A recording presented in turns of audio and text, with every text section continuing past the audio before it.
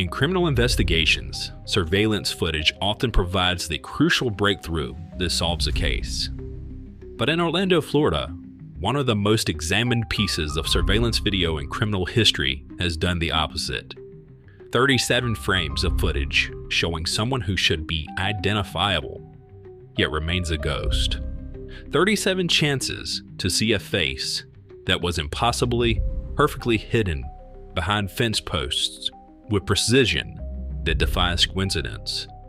This is the story of 24-year-old Jennifer Kesse, who vanished on January 24th, 2006, leaving behind only these haunting frames of the person who may hold the key to her disappearance. This isn't just another missing persons case. This is the story of either impossible luck or chilling calculation, where the most compelling piece of evidence has become the most baffling. A case that would change Florida law, transform security protocols, and leave investigators questioning whether they were dealing with incredible coincidence or perfect preparation. Into the Unknown presents Vanished Without a Trace. Jennifer Kesse's Baffling Disappearance. January in Orlando usually brings relief from Florida's crushing humidity, but on the morning of January 24th, 2006, the air hung heavy with a mystery that would haunt investigators for decades to come. Jennifer Kesse, a 24-year-old financial analyst, had vanished from her condominium at Mosaic at Millenia, leaving behind a case that would change Florida's missing persons procedures forever and produce one of the most frustrating pieces of surveillance footage in criminal history. Jennifer's story begins long before that January morning. Born May 20th, 1981, in Hopewell, New Jersey, she embodied the American dream through hard work and determination. By her early 20s, she had graduated with honors from the University of Central Florida, working 2 jobs to put herself through school while maintaining academic excellence. Her drive quickly caught the attention of Central Florida Investments timeshare company, where she rose from accounts receivable to financial analyst in just 2 years, managing millions in revenue and training new staff members. In late 2005, Jennifer achieved what many young professionals only dream of, purchasing her own home. Her $130,000 condominium at Mosaic at Millenia represented both her independence and her success. The property, a former apartment complex undergoing conversion to condominiums, attracted young professionals like Jennifer, who were drawn to its modern amenities and proximity to Orlando's business district. However, the ongoing renovation project would later become a crucial element in the investigation of her disappearance.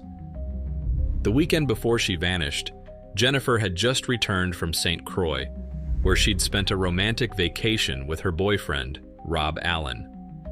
They maintained a long-distance relationship, with Rob living in Fort Lauderdale, but those who knew them said they were discussing marriage.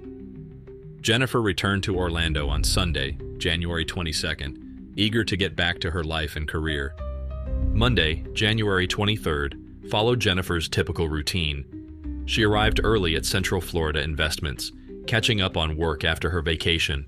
Throughout the day, she conducted normal business activities, displaying the professionalism that had become her trademark.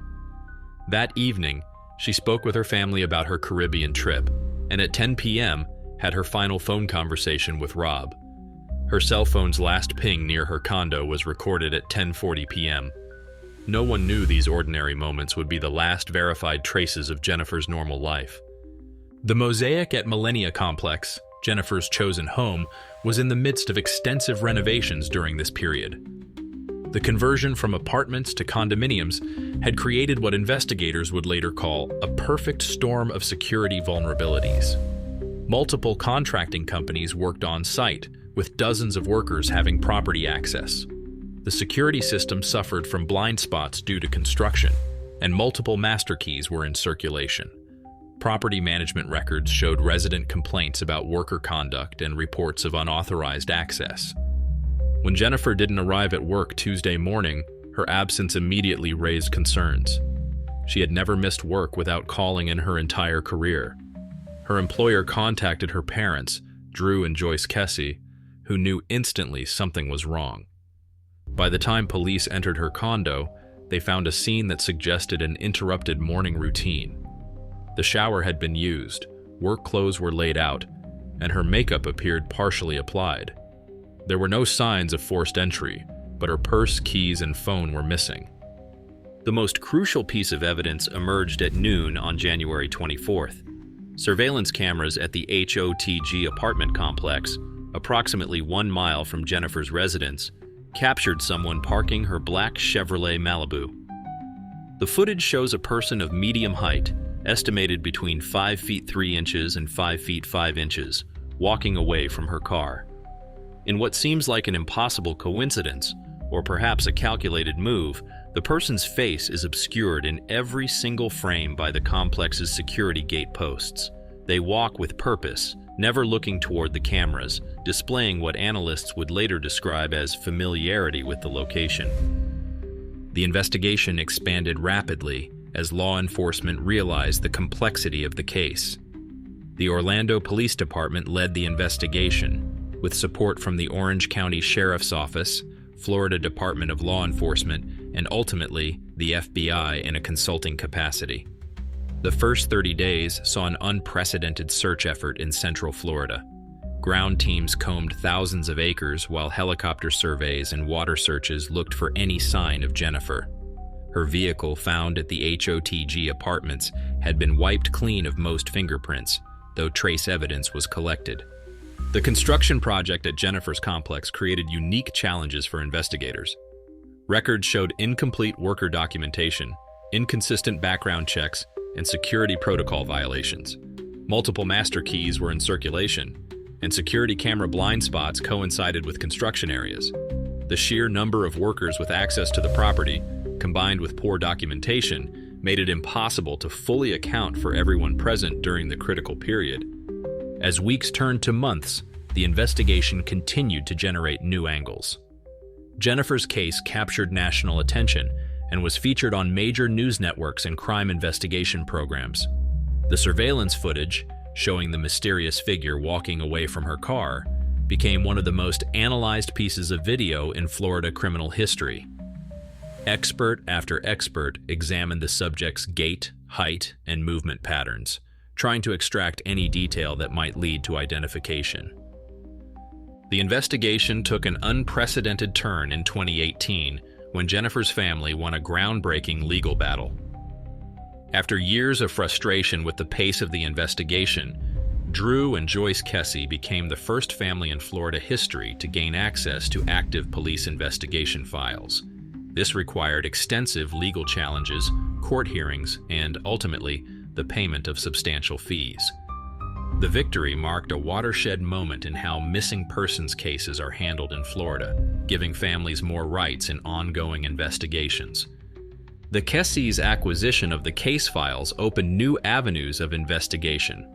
Private investigators hired by the family began reviewing the evidence with fresh eyes. Modern technology was applied to existing evidence. Advanced DNA testing techniques examined preserved samples, while cutting-edge video analysis software scrutinized the surveillance footage frame by frame. Cell phone data was re-examined using current technology, providing new insights into Jennifer's last known locations. The construction project at Mosaic at Millenia remained a crucial focus. Investigators discovered that worker documentation was far more inadequate than initially believed. Multiple contractors and subcontractors had operated with minimal oversight, creating a complex web of individuals with access to the property. The renovation had created perfect opportunities for someone to observe residents' routines without arousing suspicion. Jennifer's vehicle, discovered at the HOTG apartment complex, continued to yield clues under new analysis. While the car had been wiped clean of obvious fingerprints, trace evidence collected from the vehicle underwent repeated testing as forensic technology advanced. The location where the car was abandoned suggested someone familiar with the area. The parking spot chosen provided quick access to multiple escape routes while remaining just within view of security cameras. The surveillance footage itself became something of a legend in law enforcement circles. The subject's perfect synchronization with the security gate posts, obscuring their face in every frame, seemed too precise to be coincidental. Yet extensive analysis could never definitively determine if this was skill or chance.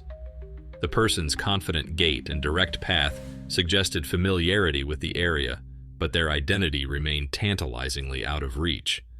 Jennifer's case has left an indelible mark on Florida's approach to missing persons investigations. Property management companies revised their security protocols, particularly regarding construction projects and worker documentation. Law enforcement agencies updated their procedures for family access to ongoing investigations. The Kesse family's legal victory created new precedents for families of missing persons, giving them more rights and access to information about their loved ones' cases. Today, the investigation remains active. The Orlando Police Department continues to receive and investigate tips, while the Kesse family maintains their tireless search for answers. They operate a website dedicated to finding Jennifer, regularly update social media with new information, and continue working with private investigators. Their dedication has turned personal tragedy into a movement that has helped countless other families navigate similar situations. The questions that haunted investigators in 2006 remain just as pressing today. How did someone remove Jennifer without leaving evidence? Was there a connection to the construction project? How did the person in the surveillance footage time their walk so perfectly? The answers remain elusive, but the search continues. For anyone watching who might have information about Jennifer's disappearance, remember that even the smallest detail could be significant. Contact the Orlando Police Department or visit the family's official website. Tips can be submitted anonymously, and no piece of information is too minor to report. If this investigation has captured your attention, hit subscribe and turn on notifications to stay updated on developments in Jennifer's case and other unsolved mysteries.